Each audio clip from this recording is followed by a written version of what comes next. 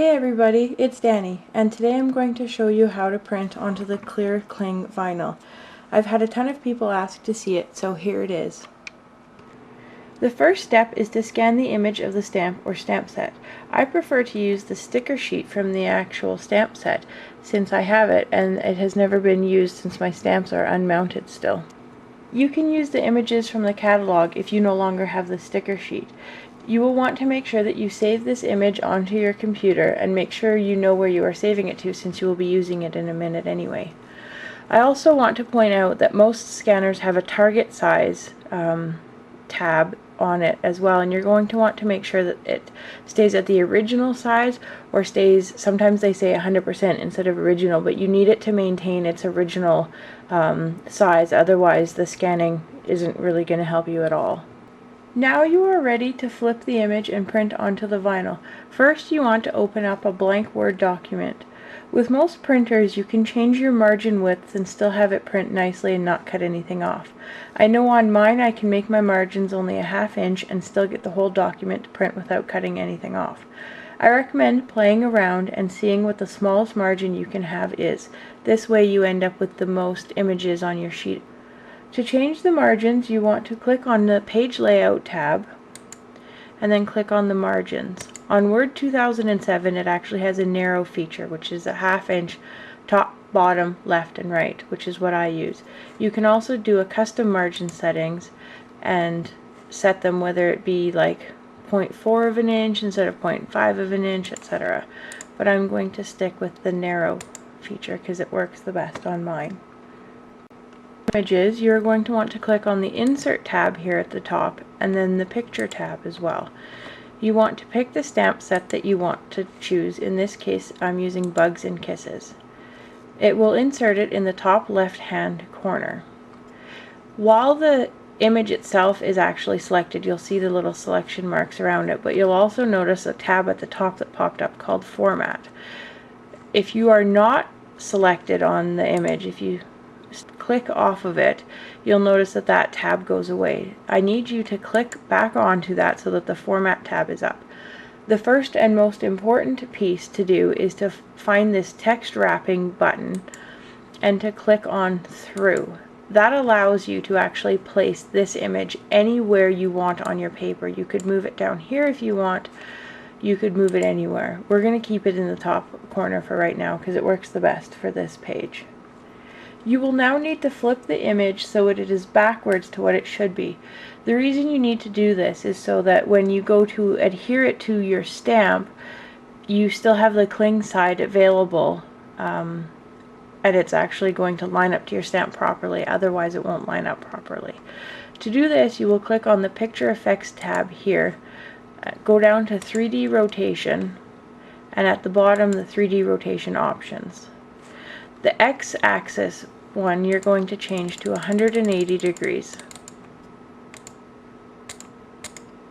And that flips your picture around completely backwards and it maintains its shape and size.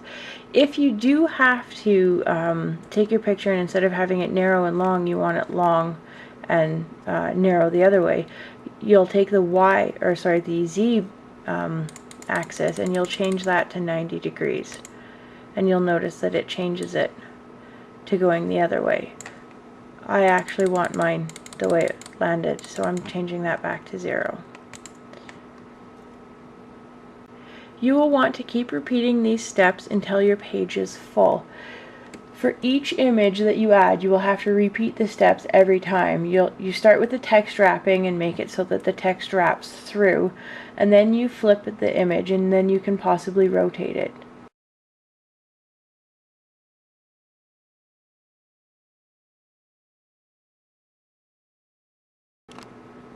Occasionally you'll be left with a space that isn't really all that great for anything. Like if I were to put teeny tiny wishes in, you'll notice that it's too wide and it actually bumps down on the page here. That won't work even if I do the text wrapping so that I can move it. It'll actually cover up some of the rest of this. What I do in cases like this is I'll actually play around with it in Photoshop and I will crop it so that it's the right size. This way I can insert 2 columns from Teeny Tiny Wishes mark it as text wrapping through so that I can move it up to where I want it. And then I also have to flip it. A lot of the times I forget to flip, and then I'll print it and go, oh no, I should have flipped it. So always make sure that you flip your image. It will not go onto the back of your stamp properly otherwise. What I then did was I took the third column from Teeny Tiny Wishes and I cropped it so that it was just the one column, and I also made it so that it was shorter, so it was only half height, so that I could fit it in on the other side.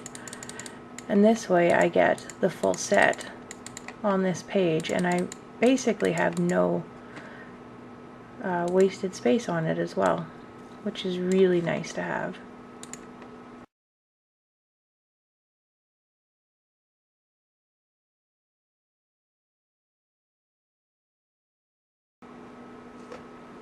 Now that your page is full, you're going to want to make sure that you print it. When you go to print, click on your print tab and make sure that you get the print tab that will pop up a print properties box like this. Beside your printer, you're going to want to click on the properties tab there. Make sure that your media type here, or your photo paper type, or your paper type is set to glossy photo paper. If you have a printer like mine that lets you choose from a rear tray or a cassette underneath, make sure that you click on the rear tray so that it feeds straight through. I would also recommend, if your printer has the option of doing the grayscale printing, this way it uses only the black ink, and at least for my printer that's the cheaper ink to replace. When you are doing your printing, try and print only one page at a time. That way when it comes out, you actually have time to grab it and set it aside before another paper drops on top of it. At this point, you don't really want to have another paper dropping on top and smudging the ink that you've just printed with your printer. And this is what your cling vinyl will look like after it comes out of the printer and it's ready to be cut up and made into stamps.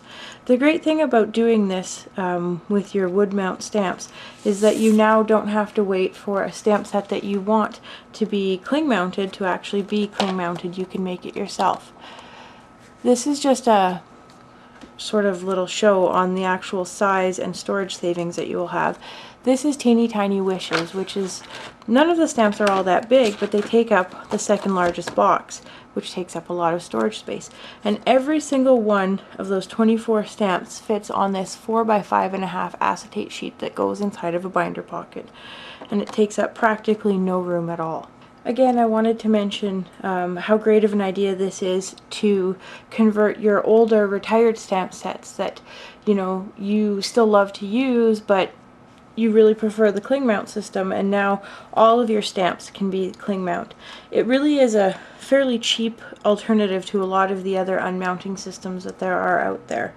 I find that it's actually less work intensive than most of the other ones that I've tried, and I've tried a lot of. This is the cleanest, neatest, most practical solution that I have found yet. And the cling sheets themselves, when you buy them in the smaller packs, they're still fairly reasonably priced. But if you manage to buy a big pack and share it with some friends or other demos that live near you, they're absolutely dirt cheap, and it's the best way to go, especially when you can see how many stamp sets you can get to a sheet. This is the least I've ever gotten, is 3 stamp sets to a sheet, but you're still covering a lot of actual stamps on it. The most I've ever gotten so far has been 11 stamp sets. That should just give you a little bit of an idea of how many you can get on there and how many you might need when you're doing this yourself. I think that's it. Make sure to check out my blog, incrediblecreations.blogspot.com, and if you have any questions, please email me or leave me a comment, and I will do my best to get back to you as soon as possible. Thanks for stopping in, and I'll see you later. Bye!